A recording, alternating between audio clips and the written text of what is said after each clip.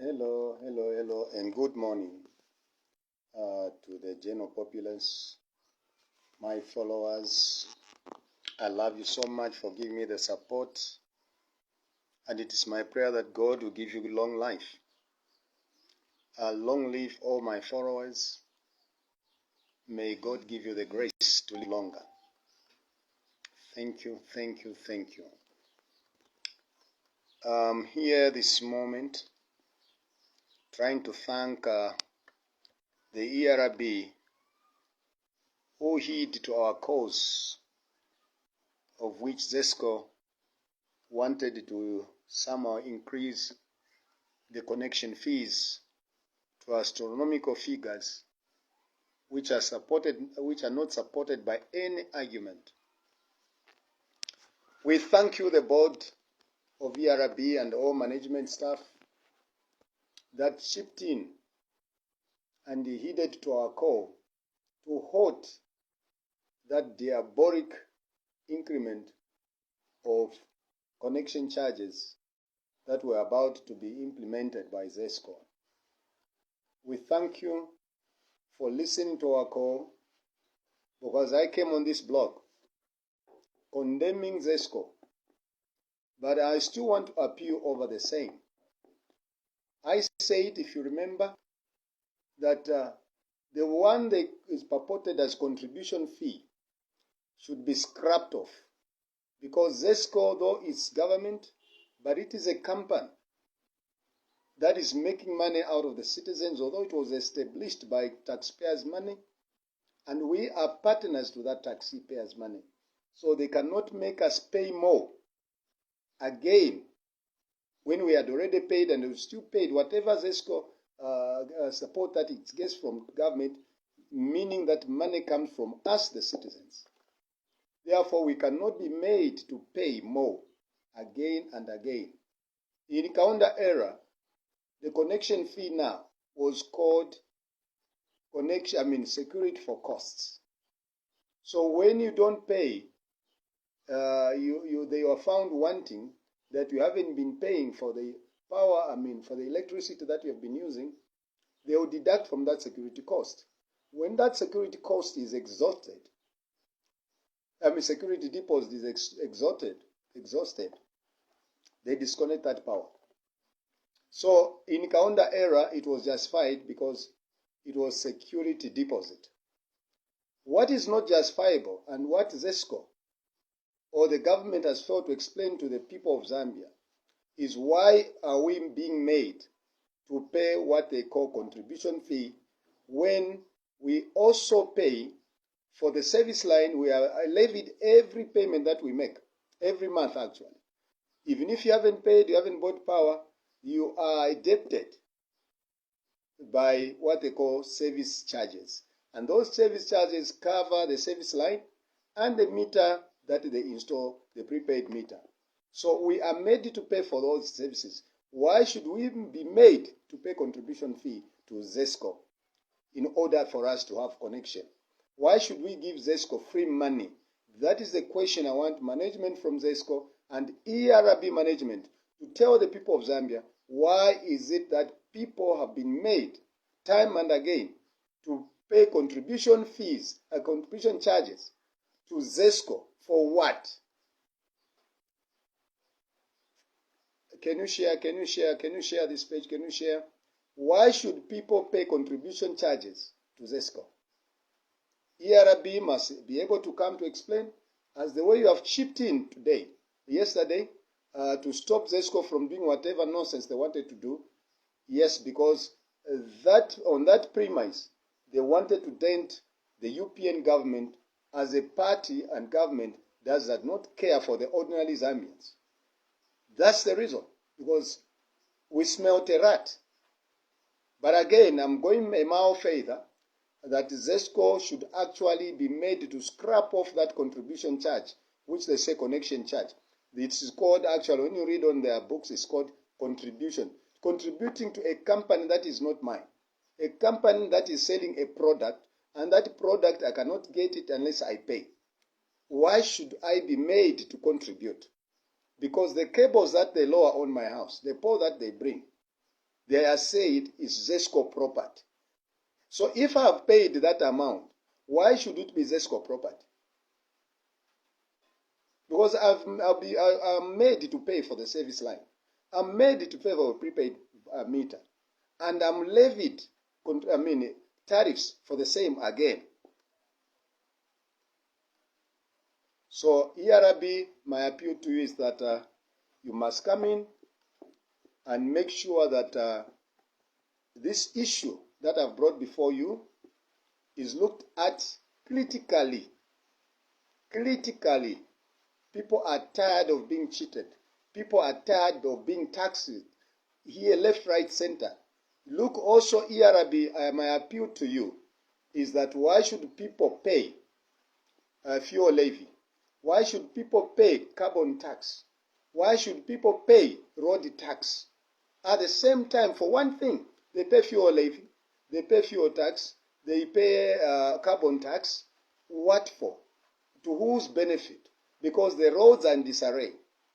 Look at the toll gates. The roads are in disarray. In South Africa, or world over, even in Australia, the reason why they have toll gates is to make sure that the motorists enjoy the services by driving on better maintained roads. So the fund is actually a way of trying to help government through the motorist to maintain and create better roads. Now, it is saddening to see that people are levied fuel levy, a carbon tax, and so many levies on fuel, but there are no benefit for the motorist. The motorist is incurring a lot of costs in maintenance of the vehicle because every time the parts are being worn out because of bad roads, potholes, lack of drainages. Roads are being washed away. When we have what is RDA, Road Development Agency? What is their job? Then we had National Roads Fund. What is their job? That those funds that have been correcting, where do they take them? This is a question the people are asking. This is the question motorists and the people in the transport sector are asking our government. May this government, which is moving methodically, I believe, put certain things in measure. I am appealing to the Minister of Transport, Mr. Honorable Frank Tayali, to look into this issue critically. Why should people pay road tax? In Australia, for instance, where because of toll gates, they don't pay road tax. In South Africa, they don't pay road tax because they have to pay tolls. Why should people be taxed, a triple on one thing? More than triple. First, they are charged fuel levy, carbon tax. Where does all this money go? Please, ERB, please, Honorable Tayali, look into this matter critically because the people are complaining. The people are complaining. The European government came to better the lives of Zambians. And that's why we have been with the party from inception. And it is worrisome to see that we are still treating homogeneity like the PF or the previous regimes. Meanwhile, our president has proclaimed and is on record to say he has come to raise the bar. And I believe he has come to raise the bar. You people that have been put in positions of authority to enforce the policy direction of the president, you must not wait the president to come in. You must do your job because you have already been given a mandate. You must have given policy direction. Do not allow or do not ask the president to come and intervene in your work. That's when, you act like a robot until somebody pushes a button. That's when you turn left, turn right. No. You are human beings. That's why you are appointed. You have 5 senses. Look into the policy direction and move forward. I also want to thank Honorable Silva Masebo for her quick action in removing those people at Zemra. You see, this country, like I've said, PF has strategically put its members in all influential positions of governance. And it had put members in all procuring departments. It had put members in all distribution departments. It had put its own members in every sphere of all quasi-government departments. These are the people working towards frustrating the New Dawn administration. The implementation of policies of the New Dawn are being frustrated by the same clique, which I believe Madam Masebo must work very hard, especially under the Ministry of Health and many other ministries. Get rid of these cliques. Get rid of them. They are there. They haven't given up. They are still fighting because they are being encouraged. Remove them in clinics, remove them in hospitals, remove them in procurement, remove them everywhere. We want to see better services for our people in the hospitals. We want to see medicine. We want to see equipment. We don't need somebody who has got just a small problem as to fly to South Africa. We want equipments in those hospitals. There are equipments there with very little faults, but they always refer to private hospitals because that's where they benefit. Please do like Magufuli did, Iron AD. Your Iron Lady, Madam Honorable Masebo, I know you can do better. I know you can do as good as Magufuli. Move in. Magufuli, the rundown equipments in hospitals came on running within a space of 2 weeks because they are made not to run or to operate deliberately so that patients may be referred to their friendly laboratories that are friendly clinics because that's where they're given monies. So my appeal to Honorable Masebo, you must do much more than you have done. Yes, much more. We need much more. Our people are suffering. Our people are mistreated in hospitals. Our people are, even the workers in hospitals, are mistreated. You can see the cleaners. They are mistreated. They are doing certain jobs that are supposed not to do. May you move in, share. Move in and help the medical staff and other nurses. They are doing overloads. Others are the casual workers are doing certain jobs that are not prescribed. So move in and bring sanity to the health sector. Let every Zambian enjoy what government has put in place. Because a lot of money every time when we look at the auditor's report, so much money has been pushed into hospitals, but nothing worth pointing at, which the people of Zambia and the general citizenry have enjoyed or appreciated because it's not there. Thank you very much, Madam Masebo. Thank you very much. Continue to do the noble task. I know it's a very difficult job, but I just want to thank you that you may continue, but continue to flush out the traitors, the clique. Flush them out. Flush them out. That is my submission to you. And, can you share nguvu, kaomba nguvu, share this page, like it. Yes, you must flush all those culprits, Madam Masebo. I know you are an Iron Lady. You have never failed in your duty. Flush them out. Then I want also to forward my condolences to Honorable Jack Mwimbu, who lost his son. And I wish on behalf of the people of Zambia and many other my followers, our condolences to the family of Honorable Jack Mwimbu. May the soul of his son, who died, rest in eternal peace. That is my appeal. And I want to thank ERB once again. I want to thank Honorable Masebo for doing the right thing.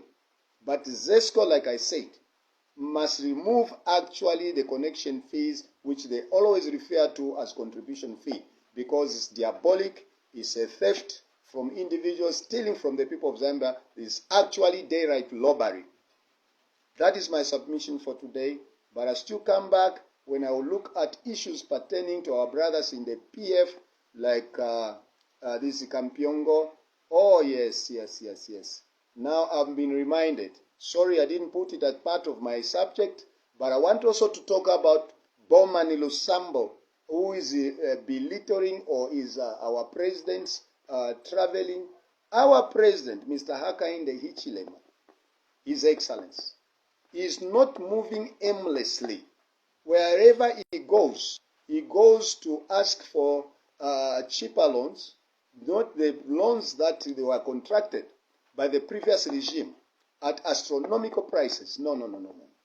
He's there to contract and look for whoever shall provide cheaper loans to the Republic of Zambia for the benefit of the people of Zambia. That is number one. Number two, he's not moving aimlessly with musicians. Remember our former president moved with almost 100 people to New York, where they spent a record period of more than 2 weeks.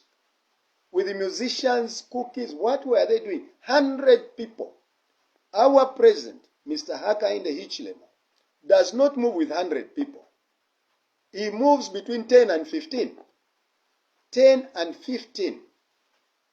And for all information, he has his security personnel which he pays from his own pocket. They are not paid by government. Some of his security details are paid from his personal money, not government. So, Mr. Boma Lusambo, if you don't know what you are talking about, I'm here to inform you the truth, so that because you people are used into lying and ridiculing the president has come to deliver this country from the shackles of poverty that you bounded the Zambians into. He's there trying to dismantle the mountain of debts that you subjected this country to. Therefore, my appeal to you, Boma Lusambo, can you please give us proper criticism? First, look at the entourage of the president when he's going out, and look at the previous president's entourage. It was not less than 40 people, but the current president, his maximum is not more than 15 people. Sometimes moves about 10 people. It is on record. You have been in government, go and find out, they'll give you the record. He's not a wasteful president. When he's moving to foster development, to invite investors. Because investors, when they speak to him, they'll understand and will have the confidence to come and invest into this republic. So, Mr. Boma Lusambo, if you have nothing to say, I appeal to you and I appeal to your mouth. Shut it. Learn to shut it. Because your criticism does not value to Zambia. Just concentrate on the cases that are before you, where you got all that monies that you even gave your wife to procure properties worth thousands, hundred thousands of dollars. My friend, do not doing Zambians try to divert their attention. You have been found wanting by the Anti-Corruption Commission, including your wife. So, my friend, concentrate on how you are going to defend yourself. We shall appreciate when you are acquitted. That is if it will so happen. So for now, stop criticizing unnecessarily our president. What do you want him to do? To sit home, minus seeking investment, minus seeking debt, forgiveness, relief, minus looking for cheaper loans. My brother, be objective in what you do and what you say. We are tired. In fact, those hosting you, I don't know what they are looking for in Boma and Lusambo. Boma and Lusambo, to me, I don't know how I can describe you. Because each time you open your mouth, nothing good comes out of it. Learn to say thank you for the good things that the president is doing. Learn to say thank you. Look at his entourage. It's less than 15. Whereas the other leaders that were moving, 100 musicians, cookies, garden boys, and any other unknown entities. From New York, they flew to UK and stayed there another 1 week, using taxpayers' money when the majority of Zambians are wallowing in abject poverty. Brother Lusambo, please tone down and think before you open your mouth, because we are tired of listening to rubbish. Thank you very much. Thank you for those that have been listening, that have been viewing. I pray that you are going to share this video. Yes, this is an update on certain things that happen in our country. We'll keep you updated on so many issues. I also want to talk about something that I almost omitted about, I have seen a company called, is it Metro something? This is a company that I believe it is not supposed to be. The individuals in that company are diplomats from China. There are 3 individuals, diplomats. Even their passports are diplomatic passports. So meaning these people are working under the Chinese embassy. How can they run a company? Is that company an individual company, or they are just fronts for the Chinese government? And this is the company that has been given a lot of contracts against Zambians. Zambians are not benefiting because they are able to get cheaper goods.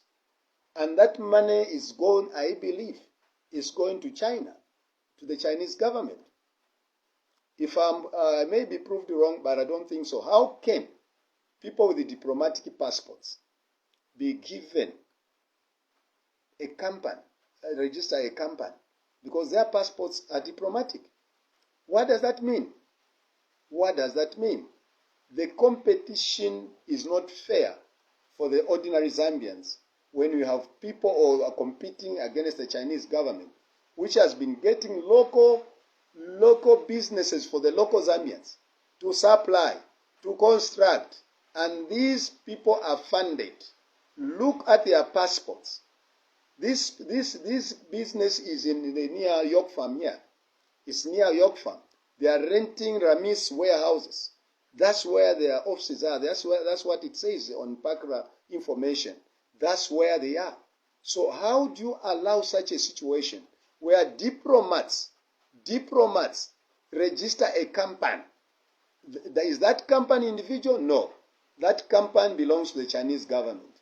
May the authorities that are mandated to look into such matters look at it critically, especially the Ministry of SMEs, because they are depriving the people of Zambia of the little businesses that are supposed to involve themselves in, because they are privileged that the government of the Republic of China, People's Republic of China, is actually behind those individuals, because there's no way a diplomat will register a company. And they're using, when somebody produces a diplomatic passport, is actually immune against prosecution. You can only deport him. You cannot prosecute him if he has committed a crime. So we don't know, maybe they're even involved in certain shady deals, and nothing can be done to them. May this government look into this matter. I appeal to our government, the UPND, to look critically into this issue. Because we can't allow such a situation. We can't allow such a situation. So, sir, ERB responded, and I believe our government that is mandated to see into the operations, like the Ministry of SMEs, should also look into this matter of more something, Metro something, which has offices at Ramis warehouses, I think somewhere there in Makeni, to look into this matter. How can diplomats have a company? And all these diplomats, 3 diplomats, are from China with the diplomatic passports.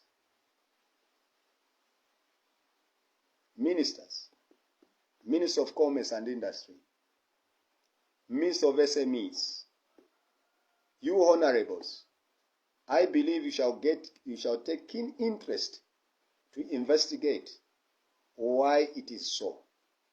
That is my submission for today. Shalom.